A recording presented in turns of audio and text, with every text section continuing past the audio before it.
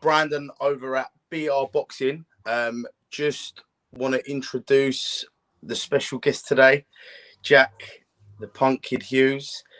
Um, Mate, look, it's been a bit of a crazy couple of years for you. I can see you've got your silverware over your shoulder there, mate. Yeah, Wearing it with a lot of pride. cool. Congratulations on the great performance. Thanks, bro. Second fight now with the same opponent, and this time we got the win, mate, which is something special. I've 100%. I've been catching up with you and your sort of story now for a couple of years. Obviously, come and see you fight when you fought Raymond Comey. Mm. Um, Great performance that was, and then you came back in with an absolute war, which was a draw. Had the rematch, and then you've won the Southern Area title, mate, which is a massive achievement. Mhm. I just really want to touch base first on the whole process behind it because you've been quite open and honest with everyone, with your fans, friends, family, about your journey really coming up to this fight. So I just really want to touch base what it was like for you in the build up to the fight and leading up to the big day when you went and won the title. Yeah, like, mate, it was just a really weird experience. Like, it was, as keep saying to people, it was like my best, worst camp for so many reasons. Like, it was the best because everything just went right. Like, I was, well, I say everything, but I touched on what I mean by that. Like, training was just good. I was sparring was going good. I was listening to Kieran, like I was improving. Like in that sense, everything was perfect. But my mindset was just, it was weird, mate. It was just all over the place. Like it started good at the beginning, then like halfway through, I started to get like bored and annoyed like with everything, and then I just had like literally probably like 3 weeks before the fight, like my mind just seemed to really fall apart. Like I just weren't happy like at all in myself, in training, anything. Like I kept like telling myself I was gonna die in the ring, which was just like really weird. And then I had my first ever, well, not ever, but I had my first panic attack in like 4 or 5 years, like in front of my missus, and like I was just pacing around the room like panicking. And then yeah, it was and I was getting really angry with everything, like any little thing I was getting really angry with. Like I was going to like family barbecues and just like staring at the table in like pure like anger. And then like I was getting up and leaving like literally pretty much as soon as I arrived. And then yeah, I remember on the fight day I woke up and like it's just weird. I just laid in bed for like an hour and I was just like, yeah, I'm not gonna win today. Like I'm not gonna win. Like it was just a really weird and like kind of sad mindset I was putting myself in. And I just remember on the day, like I just had like a little bit of weight to lose. So obviously I was just doing like a bit of shadow around my house, trying to get the last bit of weight off. And then like in my minute break, I was kind of just jogging around the sofa. And this is what I mean by how angry I was. Like I was jogging around, and then my missus was doing the washing, and she put like the washing line thing up in front of where I was running, and I was like, "That needs to move because I'm running there." And she was like, "Oh, what did you say?" And I said, "That needs to move." And she was like, "Say that." So she was like, "Jack, I can't hear what you're saying," and I just fucking lashed out, and I was like, "That needs to fucking move right now!" Like, and this was the whole. Like, I was like this for like 3 weeks, 4 weeks. Like, I was not a fun person to be around. Like, I really, really was not. Like, anyone that was around me, friends, family, all said that it was not the Jack Hughes we are like accustomed to and knowing.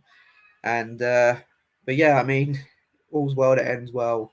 We got the victory, and and literally since the fight, I'm just back to being me. I'm chilled, I'm happy. Yeah, just back to being Jack again. It's weird because you explained the way you was, the way you felt. Turning up to family barbecues, leaving straight away, getting angry, getting snappy. Like since I've known you, I've never known you to be like that. Do you know what I mean? Every time I see you, you're always smiling, you're always happy, you're always cracking the joke. So, to hear that you've been in that mindset, it's almost unbelievable. It's like, really? Like, if someone was to say to me, yeah, like Jack's been like this, I would have said, no, surely not. Like, that's just not how people around you know you to be. So that kind of shows the mindset you was in. And like you say, you're a confident guy. Like, I've had chats with you before and you said, I'm confident I'm gonna do this, I wanna I'm gonna win this fight, I'm gonna go and win a title. And for you to be sitting there even on fight day to doubt yourself, like it's such a big thing, really. And for you to come out of that and then go and get the win, that says a lot about you and the determination to do so. And a lot of people don't realize outside of boxing how mentally draining it can be. It isn't just the training. It isn't just looking towards a fight. It's what people are behind closed doors with your family, with your friends, and they're the ones what can really see the mindset you're in. So I can imagine you felt a certain way. The missus probably felt the same. She could probably sense like the way you was feeling, obviously leading up to the fight. And I, I won't even say luckily, because your skills is what pushed you through in that fight, really. And you're not afraid to have a war, and everyone knows that. You go toe to toe and you put on a really good show. And since you've been training with Kieran and I've come and watched you, like, the skill level has just gone to that next step, really. When I come watch you against Raymond Comey, like, he was a tough guy, and you was just like going through the motions. And on fight night, I suppose you had this slightly negative mindset of, you're not going to win this. But once you stepped in there, it was almost like the Punk Kid came out and he was ready to go to war to say what was his. And look, since the fight, and you've come out and you've been open about how you've felt prior to the fight, like, you do seem yourself. You seem happy. Obviously, getting a massive win like that and bringing back a title, like, that's such a big thing. Yeah. That's what people dream of, especially when they get into the boxing game. They turn pro. You want to win a title, and you went and done that, really. So obviously, perks to you. And everything looks like it's going in the right direction. Now, there's obviously another announcement you made in terms of your last hurrah, which will be in November, if I'm correct. Yeah, November the 12th. Yeah, November the 12th. Have you got a fighter set for that yet, or is that something that you guys are still working on in the background? No, nothing yet. It's only going to be a 6-rounder anyway. Yeah. But so I don't think the opponent's not going to be like anyone special or nothing like that. But yeah, as you basically said, it is like the last hurrah, the last dance, as I like to call it. I just think it's the right time for me now. I think to call it a day. Like, most people, when they kind of like hang up their gloves, they don't really hang up their gloves in the way they want. A lot of them go on too long. A lot of them come off a loss. No one really goes out on top, apart from a very, very small portion of people. And don't get me wrong, I do believe that there is definitely more I could achieve in boxing. I definitely believe I could be an English, and I definitely believe I could maybe even win a Commonwealth or a British if given the right opponent at the right time. But I'm 30 years old, which isn't old, but it kind of is in a boxing sense. But like, I'm 30. I want to have a family soon, and if that time comes within the next couple months or year or so, like, I don't want to be going down to the gym, traveling 2 hours and training for an hour or two, and then traveling 2 hours back and missing like 6 hours out of seeing my kid or whatnot. Like, and I've been in a lot of hard fights, mate. Like, the style I have is quite, it's kind of a style that's set for war from the off. Like, even in sparring, like, I don't take a lot of shots, but I've just got that style that that's gonna, as I just said, it's kind of like set for war. And I don't want to keep getting in hard fights and then in a couple of years I start slurring words and speaking funny and forgetting things and just so many, and obviously my mindset that I was talking about, it really made me realize, that I'm not really in love with boxing like I used to be when I first started, at like 24, 23, uh, as a pro. And like, I was just, if I was at work, I was telling myself all the time, like, oh my God, I can't wait to finish this shift just so I can get to the gym. Like, can't wait to be in the gym. And like, I would sit in, and if I was off, I would sit in the gym from 9 o'clock in the morning till 6 o'clock in the evening and go home. Like, I just don't have that love and desire anymore. As soon as I start training, I want to finish it and go home. Like, I've just got I've just got a lot more things going on like in my life now that I'm more preoccupied with than boxing. And I'm really happy in life. So I think I've just kind of got to that point now where I just don't really need boxing, and I don't want to be that person that is only giving 99% when I know I can give more. And that's one thing definitely for the last year, I've definitely not give 100%. So that kind of says a lot, really, considering my last three fights, and I haven't really even put 100% into it, and what I've gone on to achieve, and yeah, so just taking all that into consideration, I just think it's the right time, and like I've got new goals now. Like I want to get my coaching license, and I want to help people out, because there was a lot of times especially at the start of my career, where there were a lot of people that didn't want to help me out. I kind of did a lot by myself, and I don't ever want, if I can be around people and see that happen, I don't ever want that to happen to anyone. And me being a coach, I think, I can kind of stop these things from happening. If I see it with, my own eyes, I'll be there to always lend a hand to people and always be there to pass on what I've learned in the pro games, and what to do and what not to do, because I've been there and done it all myself, and yeah, so I just think it's the right time. I think as well. I think you just touched on a point there about being, not in love with it anymore. The sport we love is a very dangerous sport, and you can't afford to switch off for 1 second. If your mind's not in the right place, and like you say, you fall out of love with it. You don't want to be going into these wars, which you do. Yeah, everyone knows if you have a fight, it is going to be a war, right? There's only so many fights like that you can have in your career anyway, let alone if you're not 100% invested into it. And maybe, like you say, by you taking your experiences to another part of boxing, helping other people, bringing people through the ranks, you've been there, you've done it. That might be more beneficial to your life moving forward. Like you say, you're planning on building a family, and all that stuff is majorly impacted by boxing. You see a lot of these guys, they go away in camp and stuff, and it has a real strain on family life. And if you're planning to do that, mate, then I think it's a great decision your end. And it's like you say, a lot of guys, they leave and they're not on a high, and then they always regret it, don't they? I think in the back of their mind, they must think, maybe I should have left before I had that extra fight or whatnot. But I think now you said, like, right, I'm on top of the world at the moment. I'm going to have one last dance, show everyone, appreciate everyone, all the support I've had, and then take a step.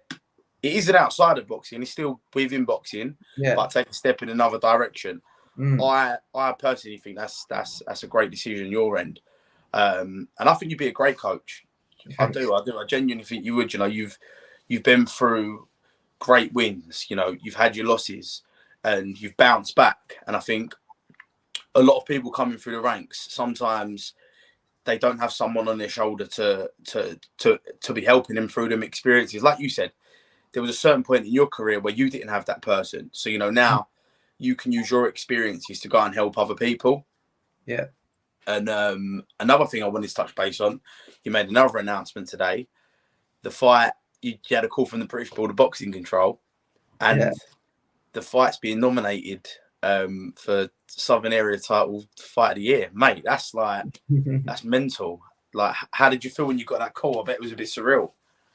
Mate, like, it just seems to be like kind of like the gift that keeps on giving at the moment since I've won the title. Like, yeah, it's almost one of them things where it's like this can't be happening right now. Like, I'm sure I'm gonna wake up any moment and it's all gonna be a dream, because I like you know when I started, everyone can play the game and act as confident as they like and say that I'm going to go on and do this and do that. Like when I first turned over, I didn't even know about things like the Southern Area title and whatnot. My thing was just to turn over and have a couple fights, and then people were telling me like, oh, you got like Southern Area titles, English titles, and all this stuff, and I was like, oh wow, like, this is news to me. Like maybe I can go for this one day, and maybe I can even win it. And then but everything I kind of achieved at when a couple years ago, it was always kind of laughed at. I was kind of the guy that was never expected to do anything, win anything, do anything, achieve anything. And everything I did achieve, people was always putting a downer on it. Like when I first headlined the show. No, sorry, let me even go way back. When I first made my debut, everyone was like, he ain't gonna do good as a pro. He's not gonna do nothing. He shouldn't even be a pro boxer. Someone actually said to Barry, who was my first coach, they said to him, if you train this guy, people will think you'll train anyone. And luckily enough, Barry at the time said, well, one thing is you're right, I will train anyone. But two, he was like, I see something in this kid. He works hard, he wants it. And he gave me the chance. And funny enough, obviously, I did actually lose my debut. So, a lot of people was like, yeah, like, I was right. I told you so kind of thing. But, I kept on plodding along and working hard, put my head down. And then I ended up headlining York Hall in I think it was my 5th professional fight. I ended up headlining York Hall. And then when I headlined York Hall, everyone was like, oh, it's the worst show that Steve Goodwin's ever put on. So, it's nothing special that you're headlining it. And then I actually fought for a title, like the challenge belt, and won that on the same show. And people were like, oh, it's not even an official title that's recognized by the board. It means nothing. Like if I was given the chance to fight for it, I wouldn't even fight for it. And then, I ended up fighting Ricky Little in my 7th professional fight. And obviously that was for the Southern Area title. And I ended up losing that. So again, people were like, oh, like when he actually got the chance to actually fight for a title, he didn't win. He's not good enough, so on and so forth. Then I retired in 2020. And then, everyone was kind of like, oh, well, it's kind of what I said. I knew Jack would never really achieve anything anyway. And things like that, as much as I like to play things off like it doesn't bother me, it literally was eating away at me for like such a long time. So then it was like, I have to get back. Like I have to win this belt. Like if I do not win this belt, like I cannot die a happy man. Like I will be on my deathbed like, I should have won that belt, man. I should have won that belt. So like I plugged away again and again and again. And like I see every time the fight got made and Steve put a poll up, like it was obviously first it was me and Ricky Little, like who's gonna win. It was like 70% to Ricky Little. And then I was like, oh well, I'm about to prove a lot of people wrong. But obviously that fight never happened. But that's just I won't go into Ricky Little because fuck that guy. And then, like I was waiting for that. But and then like the Paul Roberts fight got made, and obviously, no disrespect to Paul Roberts, but his record doesn't really say a lot about him. It's a very deceiving record. And then I got that fight and drew it, and people were like, oh, well, I think Jack lost that fight. Like, even though in my opinion it was quite an even fight, and in my opinion I won it, and in a lot of other people's opinions I won it. But the people in boxing who never want to give me any credit were like, nah, he lost that. There was no way. It never should have happened. He won't win the rematch. And funny enough, in the rematch, Steve put a poll up again, and it was like 73% to Paul Roberts was going to win. And I remember seeing that on the day, and obviously I told you my mindset, and I was just like, oh, fuck this. So I was just like, I don't even care like anymore. Like I got to that point where I really just did not care. And then when I won it, obviously you could see the emotion in me and my team. And it was kind of like that moment we're like, oh yeah, what the fuck can you guys say now? I've done everything you said I wouldn't do. And then obviously getting that call today, and it's just like all these people that said this about me and that about me, I've achieved more than every single one of them has. And I'm still in the game, and yeah, things just keep getting better. None of these guys that said I was shit won a Southern Area title, and the ones that did, they never headlined York Hall. They never had Fight of the Year awards. They never, I've done more than all of them. And funny enough, I said to Barry a couple, literally like 2 years ago, we was having a bit of banter, me and Barry, and I think he said something. I can't remember what he said, but I was like, "Oh, you can say that, but I'm the third most successful fighter to come out of this gym." And he started laughing and he was naming all the achievements. But looking back in it now, I'm the second most successful person to come out of State of Mind Fitness, apart from John O'Donnell, who obviously won the English and the Commonwealth title. So, you know, everyone that said I'd never make it, they literally, there's nothing they can even say now because I've achieved more than all of them. I think as well, like there's a lot of people in boxing have always got something to say. They've always got to put their 2 pence in. And look, they're just bad for the sport because, like you said, they're just trying to knock people who are trying to achieve great things. And it's half of these people that have done nothing themselves, and then trying to point the finger at other people to take, to take it away from them doing nothing at all. You've been down, you've come up, you've achieved great things, and when you won that title, you could see the emotion on everyone. Like you guys just went crazy, but fair play. Like you guys deserve to go crazy because you went through like some rocky patches, some storms, and you just came out of it. And it's perks to you and the team, really. Shout out to you, shout out to Kieran, shout out to everyone, in your team and in your camp and stuff, man, because so many people doubted, like you say, even with the polls and stuff, it's just like everything thrown against you, against the odds, and then you just come out and done it again. So, mate, listen, it's unbelievable. There's not many people that have got a story like yours. It's a really interesting story, and like even when we first met, I was intrigued by like the start of your career, how you came through, retired, came back, and now you've gone and achieved the title. Like it's just like a wonder story, really. And now you've got time to sort of sit back and use your knowledge to go and help others because, like I just said, there's not many people who could probably relate to a similar story. So it puts you in a good stead moving forward into your coaching and anything else you do within boxing, really. So, mate, perks to you, man. And I tell you what, you're rocking that belt nice. That's sitting nice on that shoulder, Jack. I tell you, mate. It definitely is. Sorry. No, go on, mate.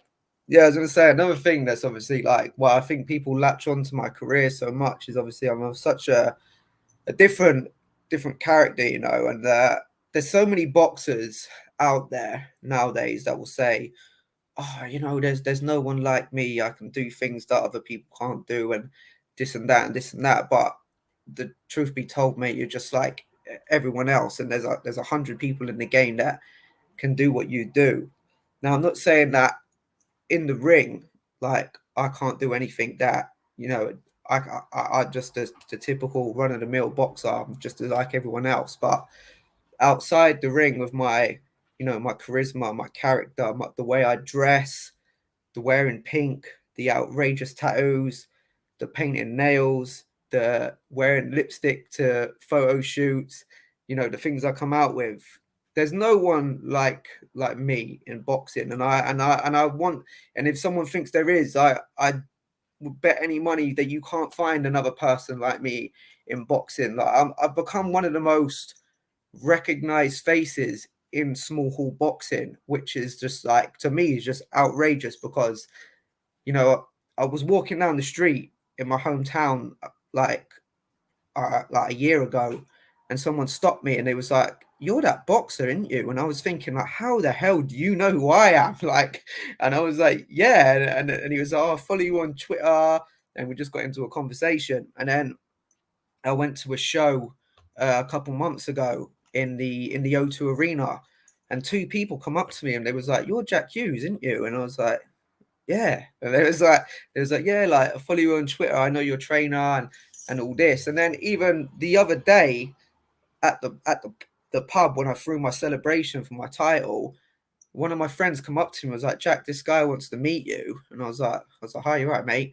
And he's like, I'm a big boxing fan, and I know you're Jack Hughes. And I was like, how do you know who I am?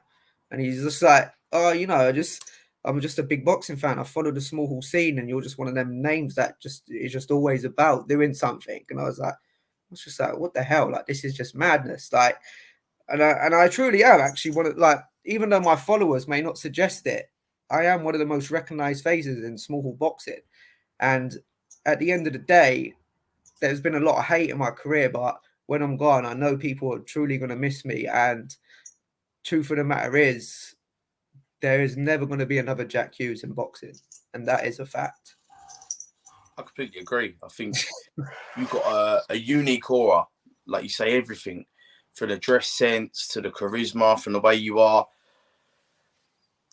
I can't think of anyone. I was sitting there trying to think of someone who to potentially compare you to while you were saying that, and you can't. You just can't think of anyone else. That's it. Like, there is only one Jack Hughes. You know what I mean? That's your song, mate. There's only one Jack Hughes. But it's true. There is. There is. And, you brought your own little touch to small hall boxing, and you will be a very known and respected character within small hall boxing for a very, very, very long time, and people will always remember you. That's the thing. A lot of people, they do some great stuff, but once they leave the sport, and to be fair, it's quite sad. Some people forget about them. The next guy comes along, but I don't think there'll be another guy coming along like you. So you'll always be known as that guy, and Yeah. and mate, it's something special, really. So perks to you on that, and obviously, shout out to Steve Goodwin as well, who's been there along the way with yourself, Yeah. and fighting at York Hall, mate. That's like it's the mecca of British boxing. York Hall's like a real sort of statement. Been fortunate enough to fight there myself, obviously only on unlicensed stuff, nothing at your level, but that's great for me, let alone to win a title. Like, I can only think what it's like to win a title there, and when that place goes, oh my god, it goes crazy in there. Like, the atmosphere is mental. Everyone's so close to the ring. Like, when shots are landing, everyone just going mad, and like, I can only imagine what it's like and what you've experienced on that side of it. Another thing which we had a sort of brief chat about earlier, which I wanted to touch base with you, is the AJ and Usyk rematch. Now, massive fight in the Kingdom of Saudi Arabia.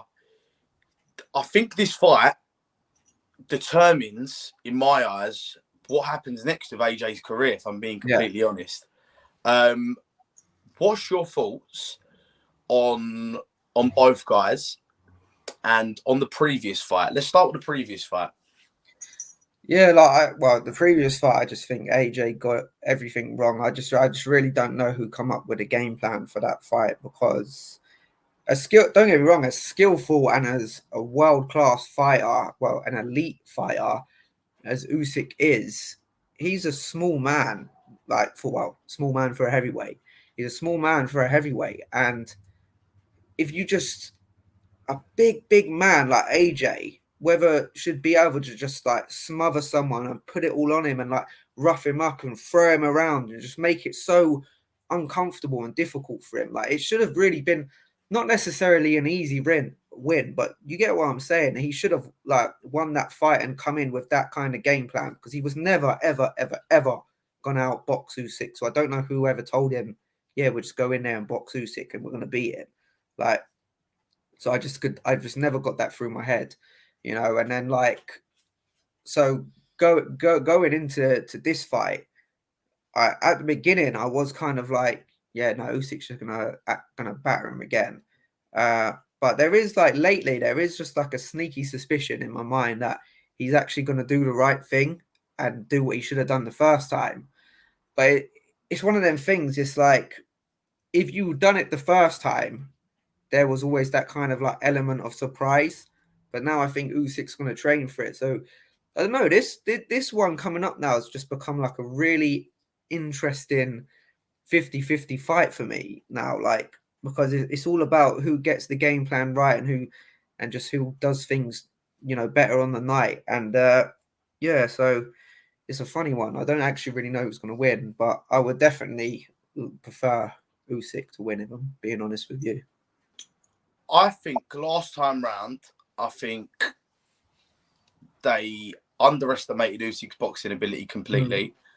I agree with you. It's a wrong game plan. I don't know why they tried to stand there and box with him.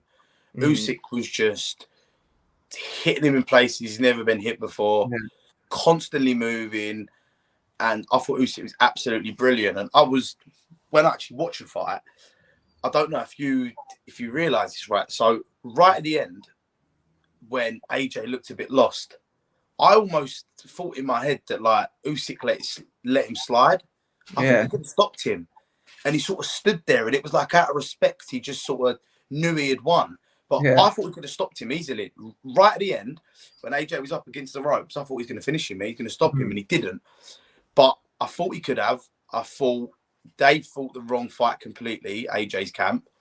Obviously, this time round, he's had a massive change in trainer. I think they're going to change completely what they've done. He needs to smother him. He needs to try and bully him and use his size. However, I see a clip today of Usyk, and that man has been tucking away some food. I tell you, he looks like he's put on some size. He looks like he's coming for a bit of a war himself. If you had to say honestly in your mind who you think will win, not who you want to win, who you think will win, who do you think will win? And how? I think, well, this is what we were just saying. There's no element of surprise now. I think kind of Usyk knows. And Usyk and Lomachenko, they're just kind of like robots and like computer machines that if they make a mistake, like straight away, it's kind of like the autocorrect is there and they already know what to do with it. Do you know what I mean? Like, and I just feel like AJ made the mistake firstly, and now Usyk being that kind of robot that he is, he's like, yeah, I know he's going to come in with a different game plan. I know he's going to do this. And as you said, he's put on the size, he's preparing for the war. I just think Usyk's going to beat him again. And I don't think it'll stop him. I think it will be a points win. I think, in my honest opinion, I do think Usyk will win. If he does win, where does that leave AJ's career? I know, like, you know, there's this big thing with people. People are so like weird with this whole once you get an L thing, and obviously AJ's lost twice now. I don't really look into that too much because if you look at some of the greatest boxers of all time, they've lost on multiple occasions. It's about how you come back from the losses. That's what I personally think. Like AJ done it the first time. He lost to Ruiz, come back, put on a great boxing performance, and that's it. He was back in full stead. He's lost against Usyk. If he loses again, do you think that puts him in a very difficult position moving forward? Or do you think he's still up there and potentially fighting some of the biggest names still? Like, it does put him in a difficult position, but at the same time, he's a massive. He's probably arguably like the third biggest or second biggest name in boxing. Yeah. So like superstar, isn't he? Yeah, he's a superstar. So big fights are always going to be there, and even if it's not a big fight, big paydays are still going to be there. So it kind of really all just depends what he wants to do. Like, I mean, if he loses, I don't see him getting a world title fight anytime soon because all the belts are locked up. And then I think there's people like Joe Joyce, you know, where he's already kind of like number one contender, but he's got Josh Parker. But whoever wins that, I'm sure will get made mandatory. Like, there's so many names in like different organizations that are up there now just waiting for their shot. And they've been kind of waiting for a while because the Tyson Fury Deontay Wilder thing happened. I mean, again, Deontay Wilder's another one that's obviously locked in for a big fight. Like, there's just so many names now that are there waiting for their opportunity. But I mean, even if he lost, I mean, the Dylan White rematch is still there, and that would sell out any stadium in London, in England, you know.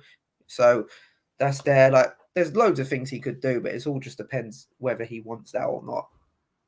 I would like, if AJ loses to Usyk, I'd like to see him either fight Dillian White for the rematch, or Deontay Wilder. I genuinely think Wilder beats AJ. I do. Yeah, so do I. Dillian White's not going to be a walkover. You know, he's one of the most improved heavyweights in the last couple of years. And it's like even what Tyson Fury said. You know, people were trying to knock him for his performance against Fury. No, that's because Fury's so on a complete level.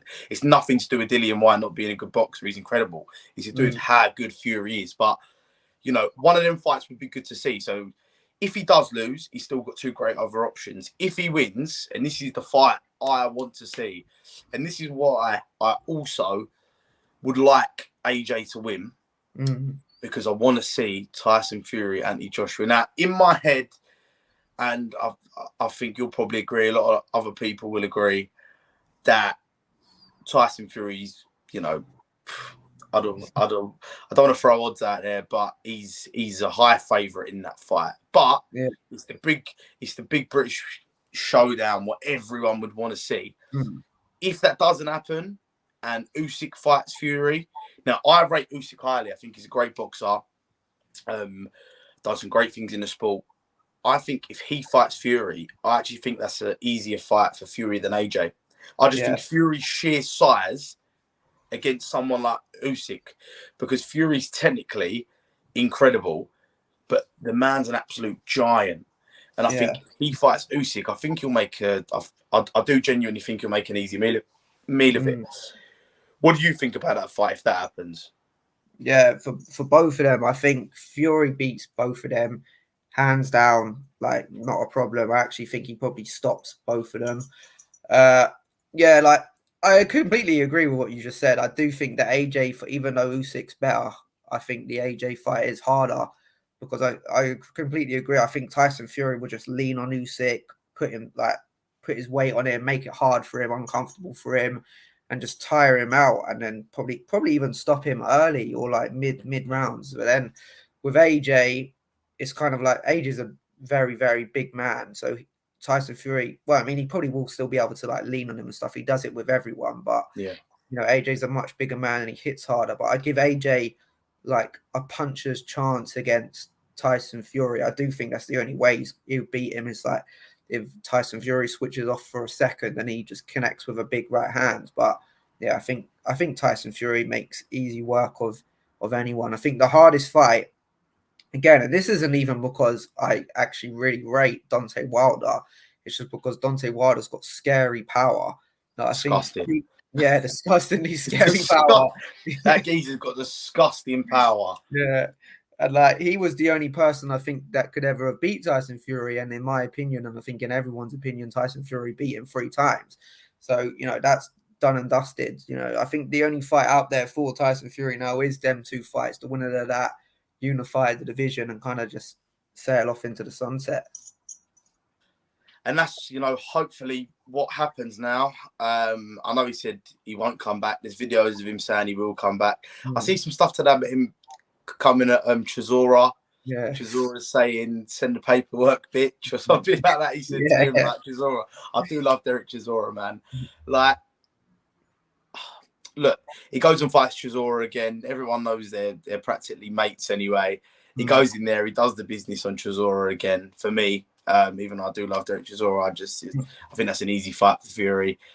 And then, you know, he fights one of them guys, takes all the belts, and then I think that'd be a good time for him to then say, right, I've got everything, and go. That's what I think. Because someone like him, he comes in, he comes out, he comes in, he comes out. Like, someone comes through the ranks, a younger guy, and, you know, he ends up losing to someone who he shouldn't. Yeah. It just, I don't want to say it fucks it up, but it kind of just, it ruins that great story he's got. Yeah, he went, you know, low as he did, come back, he won everything again, and it would just be such a nice way to finish it. But, you know, who knows? We'll have to just wait and see what happens with the AJ fight, which I'm definitely looking forward to watching, mate. And I'm pretty sure you'll be watching that as well. Yeah. And you know, look, I'm looking forward to seeing some more great fights across this year and moving into next year, which I'm sure at some point me and you will touch base on and Yeah. we'll go through some predictions and stuff, mate. But So, I just wanted to really thank you for coming on today. thank you for having me, Really, mate. really, really appreciate it. You know, every time we ask for have a chat with you, you're always really open and you make time for us, mate. So I really appreciate it. We'll definitely come and see you soon. Hopefully now you've got some more time in your hands and stuff. And yeah, man, I really look forward to seeing what's next. And coming to watch the Last Dance, mate. I'll definitely be there. So sweet, man. Thank you. as soon as tickets come out or whatever, I'll be in contact, mate, and we'll be there to support you. Top man. Thank you, mate. Appreciate it. Lovely stuff. Jack, it's been an absolute pleasure. Thanks for anyone who's tuned in. Make sure you like, subscribe, share it. There's going to be a lot more videos like this coming from us. And hopefully we can do some more videos with the Southern Area champion, Jack the Punk Kid Hughes. It's been a pleasure. Brandon at BR Boxing. Nice one. I'm out. Peace.